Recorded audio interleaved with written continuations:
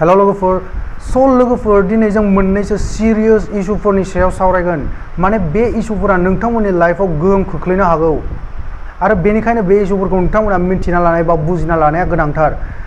आरो नोंथांमोना जुदि सासे फरायसाब्ला बे भिडिअआ नोंथांमोननि थाखाय जोबोद गोनांथार स' भिडिअखौ जोबजासिम नायजोब जों भिडिअखौ जागायनोसै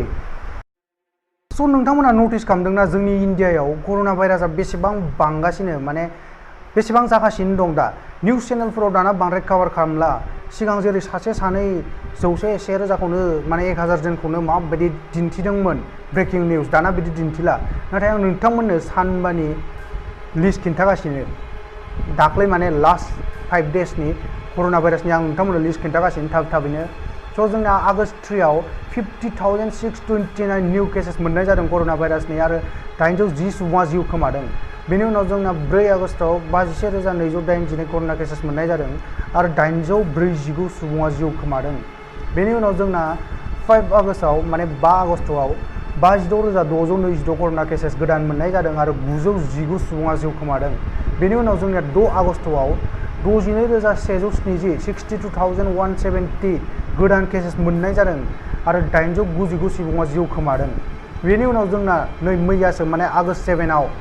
61,455 गोदान केस मोननाय जादों आरो 940 सुबुङा जिउ खोमादों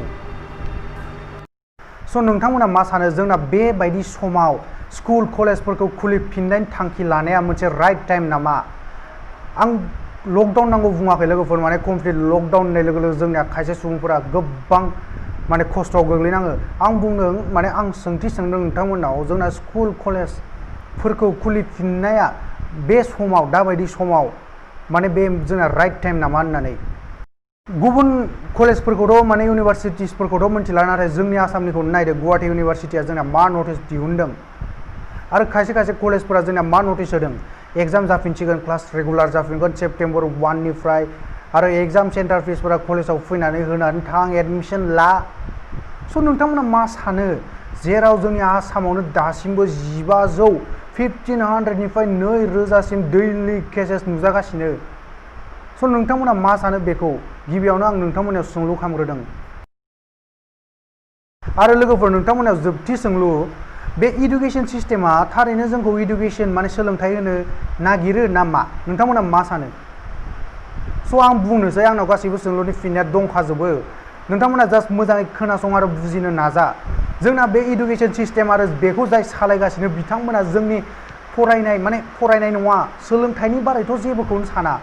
जुदि सानोमोनब्ला बिसोर बिदि खालामनाय नङामोन सेकेन्ड सेम फर्थ सेम आरो फार्स्ट इयारखौल' बारहोबाय ओमफ्राय मा 6 सेमनि एग्जाम खालामगोन बे मा जाखो 6 सेमनि क्लासबो जायाखै 4th सेमनि क्लासबो जायाखै सेकेन्ड सेमनिबो क्लास जायाखै फार्स्ट इयारनिबो क्लास जाजोबनो मोनाखै माने जों सोलोंथाइखौ मोननोनो हायाखै अनलाइन क्लास खालामदों नाथाय खैजोन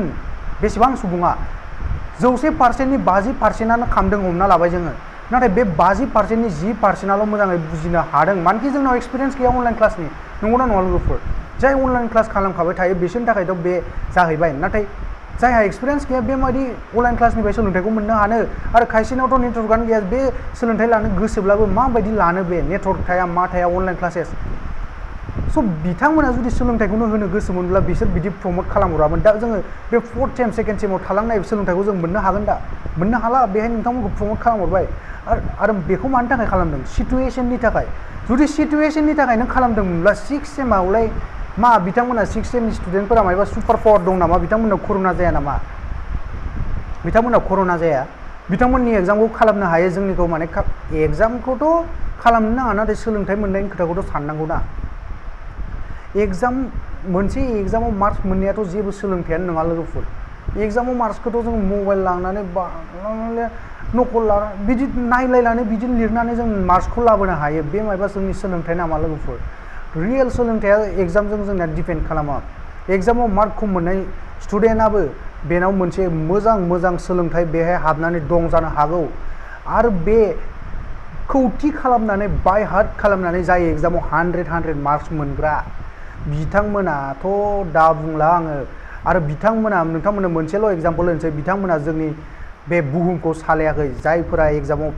फेल जादोंमोन जायफोरा खम नाम्बार मोनदोंमोन बिथांमोनासो बे बुहुमखौ सालायगासिनो दं माने हमनो हादों दा सोलोंथाइया जोंनिया बे नों खौथि बिजाबखौ ABCD A+B होल स्क्वायरखौ खौथि खालामब्लानो नोङो सासे सोलोंथाइ गोनां सुबुं जानो हाया। स' कुइसना आंना बेनोमोन जोंनि इडुकेसन सिस्टेम सोलोंथाइनि जोंनि बे बिफाना जोंनि थारैनो सोलोंथाइखौ लुबैयोना होननाया लुबैया आरो रिजनफोर दंबावो नोंथांमोना खोनासंबावो आं नोंथांमोननो फारि फारि खिन्थालांगासिनो दिनै।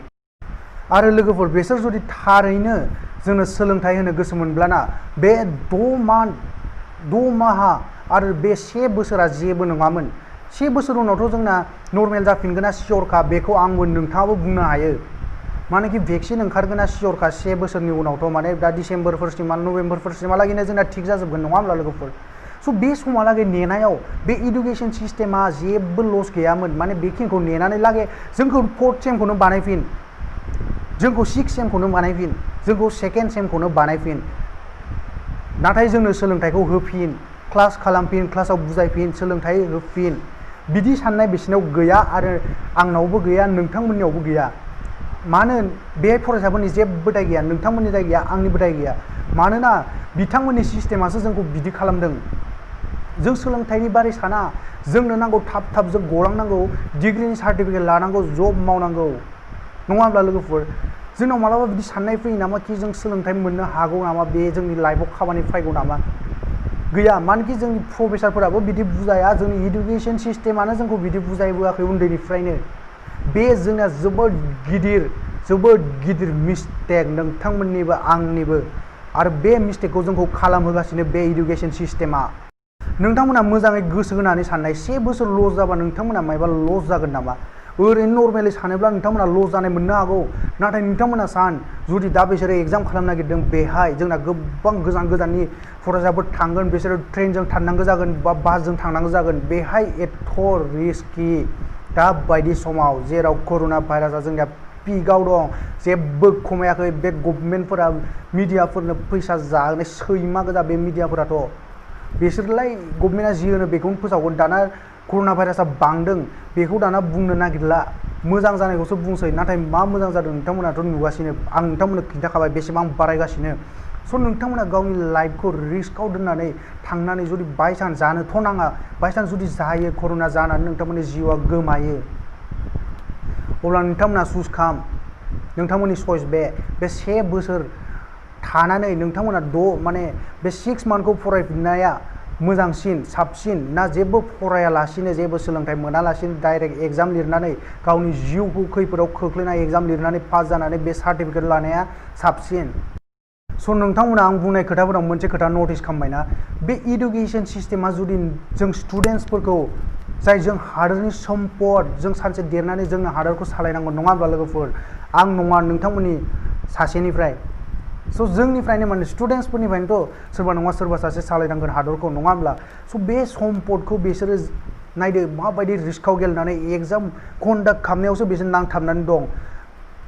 बिसोर बेखौ लाखिनानै दोननायाव गैया कि बे स्टुडेन्टसफोरा जेबो नङा 1 इयार लस जाबाय बिसोरनि थाखाय जेबो नङा जोंनि थाखायबो जेबो नङा उनाव देरनानै बिसोरनो जोंनि हादरखौ सालायगोन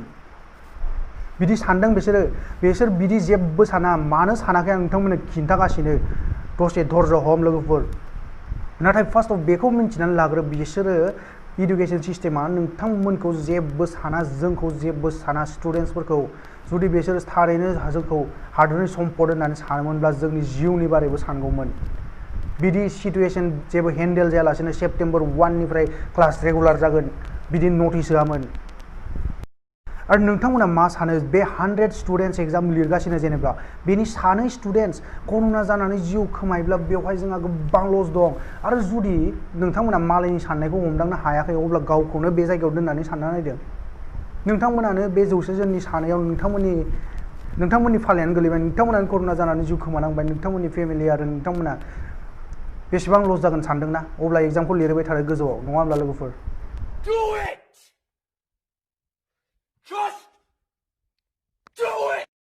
स' लोगोफोर नोंथांमोना खेबसे मोजाङै साननाय आंबो मोजाङै साननानै नायबिजिरनानैसो बेखौ माने बुंनो नागिरदों नोंथांमोना मोजाङै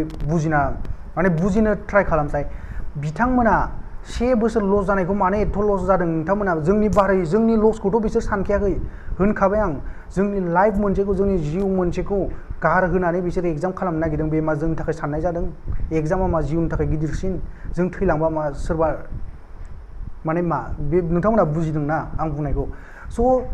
बिथांमोननि खोथाया जाहैबाय जुदि से बोसोर बिथांमोना लस जायोब्ला एडमिशन फिस मोननाय नङा एग्जाम फिस मोननाय नङा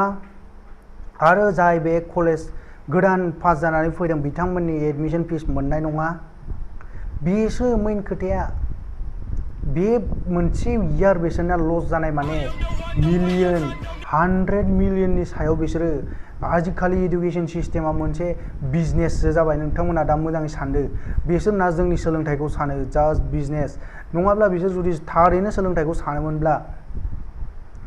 मा बुंनो लोगोफोर जोंनि बे दा बिदि सिचुएशनाव एग्जामनि बारै साननाय नङामोन आरो कलेजफोरा नटिस होगासिनो आंनि कलेजाबो नटिस होदों खायसे गोबां कलेजफोरा नटिस होदों माबा लास्ट डेटबो दिन्थिनानै होबावदों कि बेखिनिफ्राय बेखिनियाव सेन्टार फिस हैनांगौनो एग्जाम सेन्टार फिस सोर फाग्लाया खिन्थानाय माने 1000 थाखाय जों गावनि लाइफखौ माने जिउखौ खैफोदाव खोलैनानै बेहाय सेन्टार फिस हैनो थांनांगौ एथ' गोजान गोजान कलेजाव मानो एथ' माने फैसानि उनावल' खारग्रा जाखो जोंनि इडुकेशन सिस्टेमा बे जोंना मोनसे जोबोद गिदिर सोंलु लोगोफोर जोबोद गिदिर सोंलु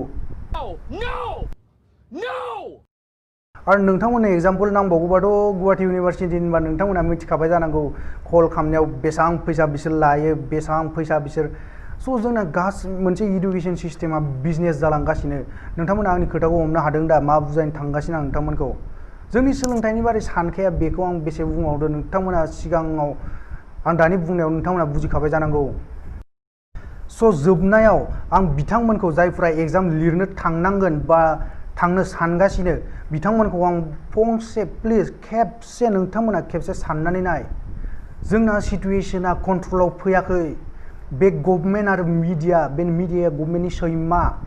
बिसोरो जास्ट बिदि फोसावगासिनो कन्ट्रलाव फैदों होनना नाथाय नोंथांमोना गावनो नायबिजिरनानै नाय जोंनिया कन्ट्रलाव फैयाखै 21 लाख सहैबाय 21 लाख इन्डियायाव कर'ना केसेसआ बे 21 लाखआव नोंथाङाबो सासे जानो हागौ आंबो सासे जानो हागौ स' नोंथांमोना एथ' इजि दाला बे सिचुएशना गासैबो थिग जाफिनगोन जों गावनि समखौ मोनफिनगोन जों गावनि लाइफखौ दानो गोबां सम मोनगोन दा बेसेबां बोसोर जाखो दानो थैनो जाथ'वाखै नाथाय बे कर'ना भाइरासजों थैयोब्ला नोंथांमोना फस्थायगोन आरो फस्थायब्लाबो नोंथांमोना जेबो माने ओरैबायदि बे मोनसे गोरोन्थि बेखौ नोंथांमोना थिग खालामफिननोबो चान्स मोननाय नङा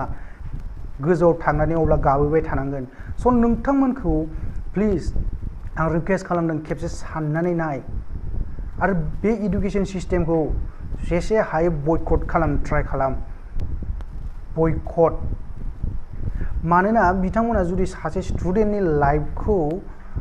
माने लाइफखौ जेबो सानालासिनो एग्जामखौ गोदोरसिन खालामहोनो हायोब्ला अब्ला बे मा इडुकेशन सिस्टेम आरो नोंथांमोना से बोसोरा बे जोंनिया गोबां लस जाबाय बिदिबो जेबो साननो गोनां गैया जोंना सोलोंथाइया आं होनखांखाबाय A+B whole square ABCD EFG क लिरनायाव जोंना जेबो सोलोंथाइ गैया नोंथांमोना दा न'आव थानानै ओंखाम संगासिनो बेबो जोंनि मोनसे सोलोंथाइ नोंथांमोना हालेवगासिनो बेबो जोंनि मोनसे सोलोंथाइ स' सोलोंथाइया जोंना गासैयावबो हाबनानै दं बे जोंना बे बिजाबनि सिङावल' गैया सोलोंथाइया स' नोंथांमोनखौ आं बेखौनो फोरमायनो सानो नोंथांमोना प्लिज खेबसे सान नोंथांमोना सासे सम्पद सुबुं सम्पद न'नि थाखाय बे जोंनि हादोरनि थाखाय नोंथांमोना बे एग्जामखौ लिरनो थांनानै बायचान्स जुदि आं नोंथांमोनखौ सिगिनो सानाखै नाथाय बे जोंनिया साननो गोनां बाथ्रा जों गावनि लाइफखौ रिस्कआव दोननानै मानो एग्जाम लिरनो थांनांगौ बे माबायदि इडुकेशन सिस्टेम बेनि सायाव आंनि मोनसे सोंलु आरो नोंथांमोननि थाखायबो मोनसे साननो थाखाय आं नोंथांमोनखौ खावलायदों जुदि बाय चान्स मानेकि जोंना जेबो रिस्क गैया 21 लाखआव नोंथाङाबो सासे जानो हागौ बेखौ आं बार बुङो नोंथाङा सासे जुदि जायोब्ला नोंथाङा जिउ खोमायोब्ला नोंथांनि फेमिलि आरो नोंथांनि गावनि लाइफआ बेसेबां गिदिर लस नोंथांमोना प्लिज मोजाङै सान आरो जायफोरा बे एग्जाम लिरनो होगासिनो बिसोरो नोंथांमोना थैनानै थांब्ला नोंथांमोना कर'नायाव गोग्लैबा बिसोर नायनो फैया नोंथांमोनखौ आरो जुदि एथ' एग्जाम लिरनांगौब्ला इन्सुरेन्स बि ना मा लोगोफोर जुदि कलेजावनो थांथारनांगौब्ला जोंना एग्जाम लिरथारनांगौब्ला इन्सुरेन्स बि जेरै पुलिसफोरनो इन्सुरेन्स होदों आर्मिफोरनो इन्सुरेन्स होदों जों एग्जाम लिरनानै जुदि बायसान्स कर'ना जानानै मायबा जायोब्ला जोंनो 50 लाखनि इन्सुरेन्स होनादों 1 crore इन्सुरेन्स होनादों ना माथो लोगोफोर अब्ला जों मानोथो गावनि जिउखौ ओरैनो माने खैफोदाव खोख्लैनानै बेहाय एग्जाम लिरनो थांनांगौ नङा होनब्ला लोगोफोर स' नोंथांमोना बे आं बुंनाय खोथाफोरखौ खेबसेबाबो मोजाङै सान आरो बेखिनिखौनो बुंनानै आं दिनै भिडिअखौ फोजोबनाय जाबाय नोंथांमोना गाज्रि मोनदोंबा निमाहा बिनाय जाबाय आरो प्लिज मोजां मोनदोंबा भिडिअखौ शेयार खालामनानै हो जाहाथे बयनिसिमबो बे भिडिअआ सहैनो हायो स' गाबोन नोंथांमोननि सेराव फिन भिडिअ लानानै आं फैफिनगोन टिल देन टाटा बाय बाय लोगोफोर जै बर' हारिनि